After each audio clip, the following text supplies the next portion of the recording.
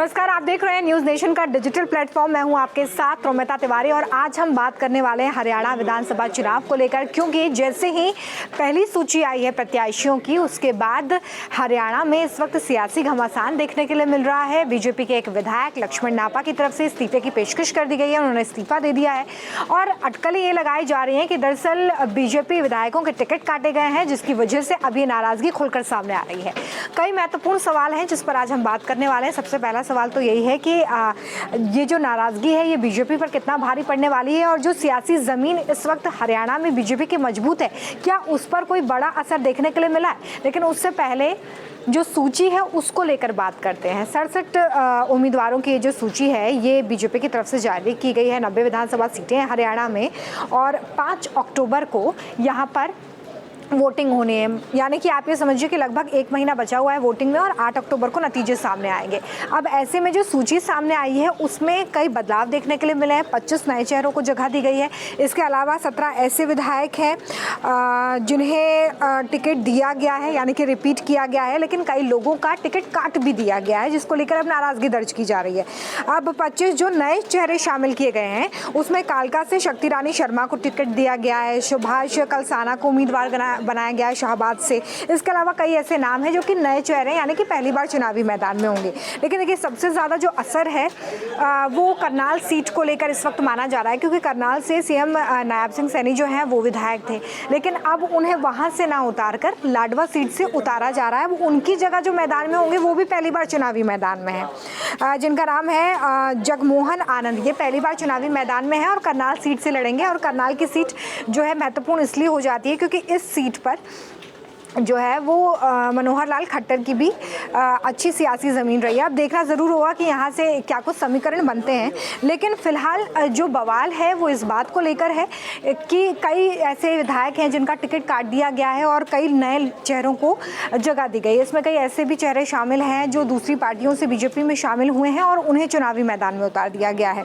अब देखिए, जिस तरीके से पिछले चुनावों की अगर हम बात करें तो जो सियासी नतीजे रहे हैं वो बीजेपी के पक्ष में थे। 40 सीटें उस वक्त बीजेपी को मिली थी पिछले विधानसभा चुनाव में और बीजेपी सबसे बड़ी पार्टी के रूप में उभरी थी। उस वक्त जेजेपी से गठबंधन किया और सरकार बना ली।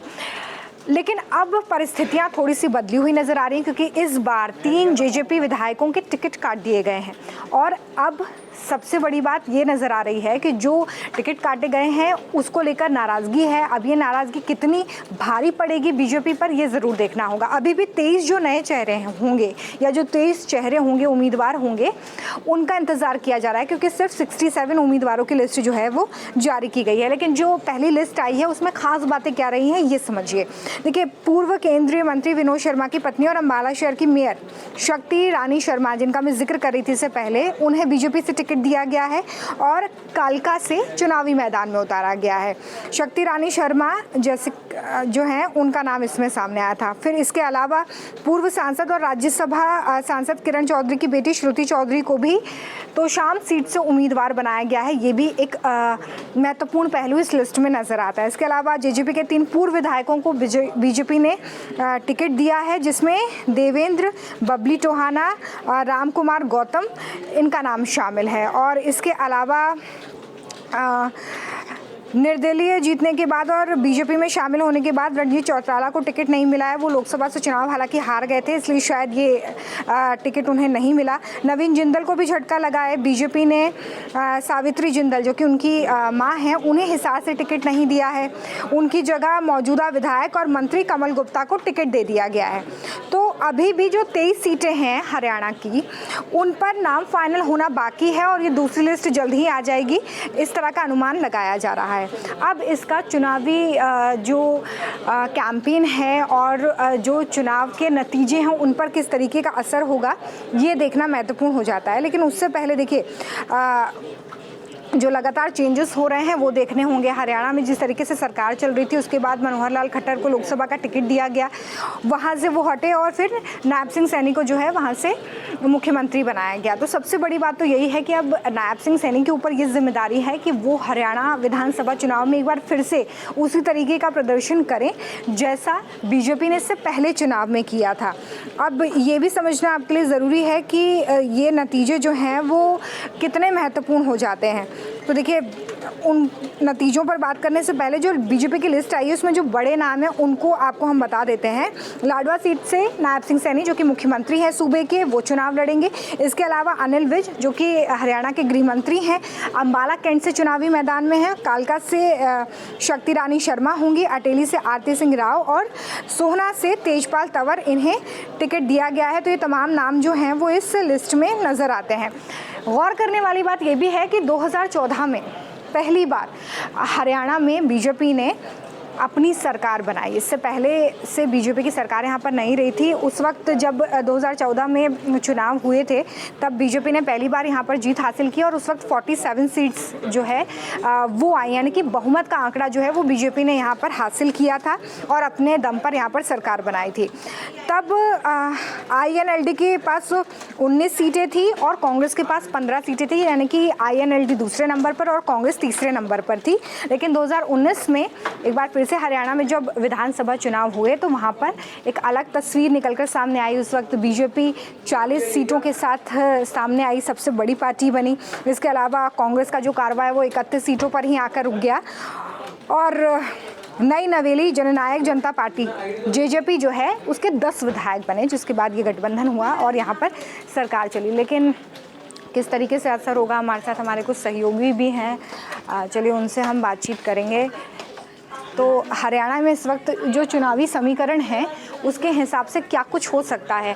मोहित हमारे साथ यहाँ पर है। मोहित, हरियाणा में विधानसभा चुनाव को लेकर पहली सूची जारी कर दी गई है कि बहुत बवाल हो रहा है इस वक्त। बवाल और बढ़ सकता है तो नुकसान भी हो सकता है। बिल्कुल, देखिए इस समय हरियाणा में ख़ास तौर पर भारतीय जनता पार्टी के सामने कई सारी मुसीबतें हैं। एक तरफ ये जो लिस्ट थी वो पहले तो लगभग 30 से 31 तारीख को आनी थी, लेकिन कल जो है 4 तारीख को लिस्ट आई और लिस्ट आने से भी पहले सबसे बड़ी बात ये रही कि खुद मुख्यमंत्री को कल मुख्यमंत्री नायब सिंह सैनी का करनाल से चंडीगढ़ उनको जाना था और उन्हें तत्काल दिल्ली बुलाया गया।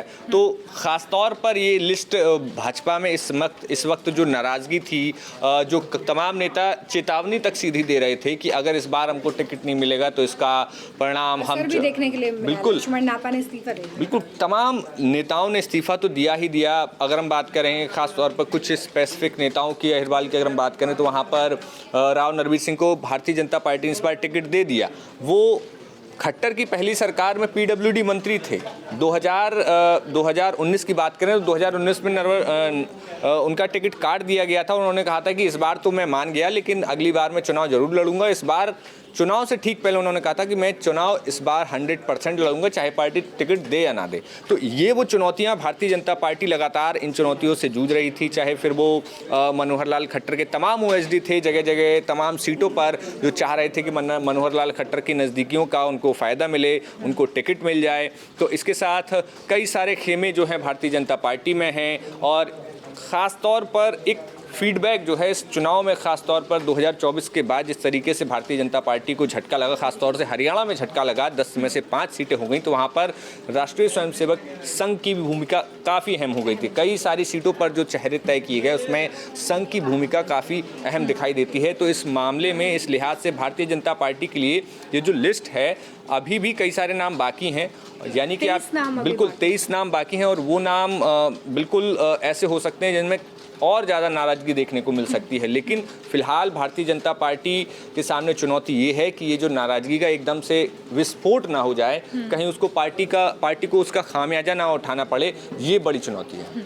इसके अलावा मोहित, क्योंकि लगातार अब जो टाइम है वोटिंग का वो भी बहुत करीब आ रहा है, कैंपेनिंग में अब जो उम्मीदवार हैं वो जुट जाएंगे, क्या बीजेपी के लिए ये भी एक बड़ी चुनौती है कि 2014 और 2019 में जो प्रदर्शन किया है उसे रिपीट किया जाए, और वो भी तब जब अब मनोहर लाल खट्टर जो हैं वो मुख्यमंत्री नहीं है, वो लोकसभा चुनाव जीत चुके हैं। नायब सिंह सैनी के ऊपर एक बड़ी जिम्मेदारी भी है इस परफॉर्मेंस को रिपीट करना। बिल्कुल सबसे बड़ी चुनौती नायब सिंह सैनी के ही सामने है, क्योंकि उनको लोकसभा चुनाव के ठीक पहले जो है मुख्यमंत्री की कमान सौंपी गई। ऐसे में नायब सिंह सैनी ने कहा था एक रैली में कि मुझको 90 दिन का समय दीजिए।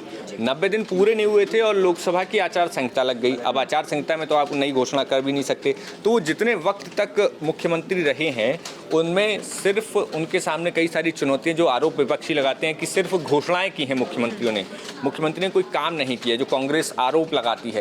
तो ऐसे में भारतीय जनता पार्टी के सामने चुनौती है, खासतौर पे बड़ी चुनौती नायब सिंह सैनी के साथ भी है कि वो किस तरीके से सब चीज़ों को मैनेज करते हैं, क्योंकि नायब सिंह सैनी को मुख्यमंत्री बनाया गया लेकिन कई सारे धड़े हैं।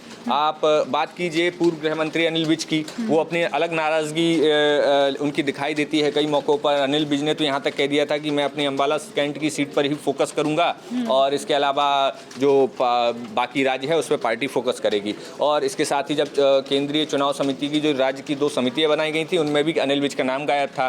तो ये बड़ी बड़ी जो घटनाएं हुई हैं भारतीय जनता पार्टी हरियाणा में खास तौर पर, तो वो एक तरीके से खेमेबंदी को दिखा रही है और इस खेमेबंदी से भारतीय जनता पार्टी के लिए उबरना बहुत ज़रूरी है और तभी कुछ इस चुनाव में हरियाणा में भारतीय जनता पार्टी मजबूती से करती हुई दिखाई देगी।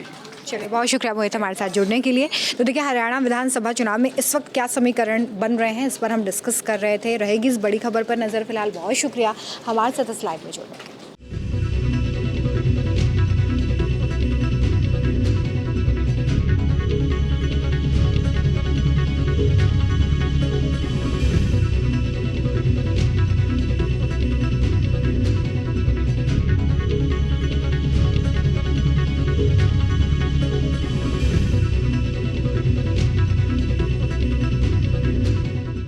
न्यूज नेशन अब व्हाट्सएप पर खबरों के ताजा अपडेट के लिए न्यूज नेशन के इस QR कोड को स्कैन करें।